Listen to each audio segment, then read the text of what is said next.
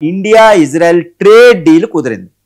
ఈ trade deal ప్రకారం ఏంటంటే $2.4 బిలియన్ ట్రేడ్ ఉన్నదాన్ని $5 బిలియన్ ట్రేడ్ ఎక్కువ చేయడానికి ఎగుమతి దిగుమతులు పెట్టుబడులు టెక్నాలజీ ఈ డిఫెన్స్ కోఆపరేషన్ అన్నిట్లో ఎక్కువ చేసుకోవడం వాణిజ్య సంబంధాలు.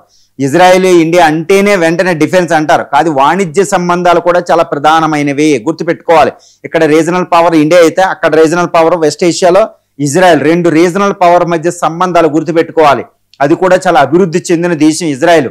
చాలా ఎక్కువగా అది ఆర్థికంగా స్వయం ప్రాతిపదిక మీద పనిచేస్తూ ఉంటుందండి. ఇజ్రాయెల్ చిన్న దేశమైన గుర్తుపెట్టుకోవాలి. ఆ టెక్నాలజీ మనకు అవసరం, ఆ ట్రేడ్ మనకు అవసరం. ఒక అద్భుతమైన ట్రేడ్ సంబంధాలు మనం నెలకొల్పో అదొకటి.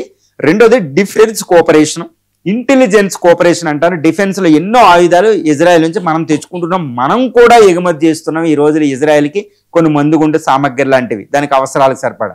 అది కూడా పరస్పరం ఉంది. ఇప్పుడు జాయింట్ ప్రొడక్షన్ కొన్ని ఆయుధాలు తయారు చేయబోతున్నారు ఇజ్రాయెల్ ఇండియా, లేదా రష్యా ఇండియా బ్రహ్మోస్ లాగా. కాబట్టి ఇది పాకిస్తాన్ చైనాలకి పెద్ద ఇష్యూ అనమాట. రెండు ఇండియా ఇజ్రాయెల్ మధ్య ఇంటెలిజెన్స్ కోఆపరేషన్ అనేది రాబోతుంది. మొసాదు